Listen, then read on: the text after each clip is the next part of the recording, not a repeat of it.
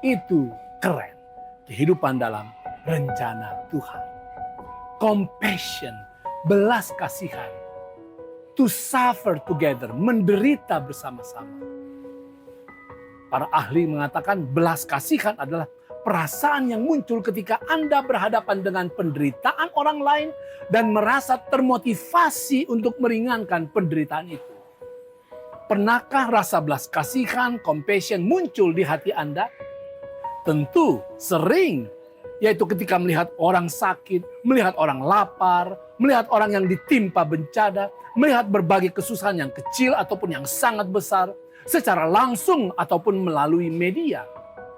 Rasul Paulus menunjukkan munculnya rasa belas kasihan pada saat yang istimewa.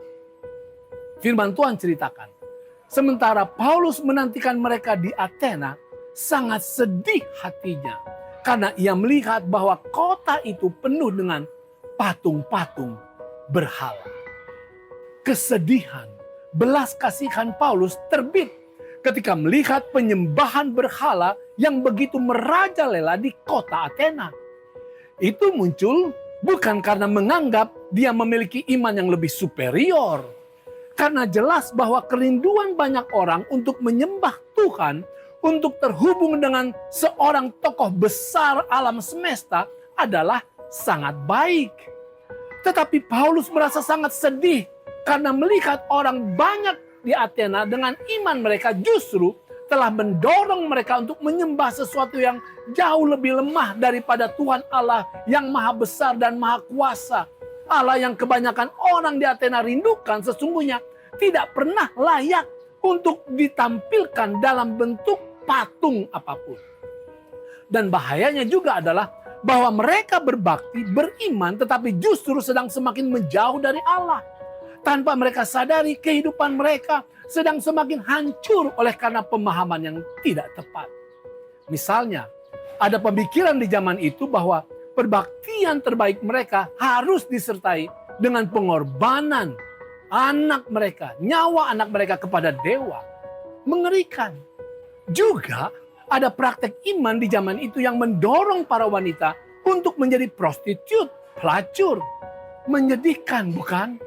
Moral macam apa yang dihasilkan oleh pemahaman yang seperti itu?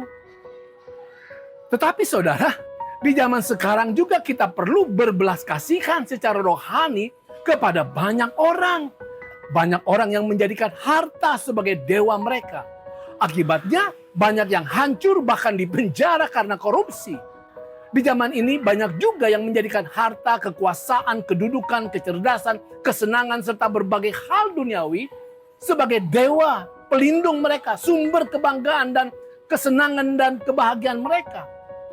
Kasihani saudara, kasihani mereka. Oleh karena cepat atau lambat, dewa-dewa duniawi mereka itu akan menghancurkan mereka. Di Athena, Paulus tidak tinggal diam. Alkitab ceritakan, karena itu di rumah ibadat ia bertukar pikiran dengan orang-orang Yahudi dan orang-orang yang takut akan Allah, dan di pasar setiap hari dengan orang-orang yang dijumpainya di situ. Belas kasihan yang terbit di hati Paulus tidak membuat dia terdiam dan terpaku, melainkan dia pergi temui orang-orang yang dapat dia temui dan berbicara dengan mereka yang dapat dia berbicara. Saudara, Tuhan pasti menimbulkan rasa belas kasihan di hati kita terhadap berbagai kesusahan yang dialami oleh dunia di sekitar kita. Juga Tuhan pasti menimbulkan rasa belas kasihan di hati kita terhadap pemikiran-pemikiran rohani yang sedang membawa orang justru menjauh dari Allah.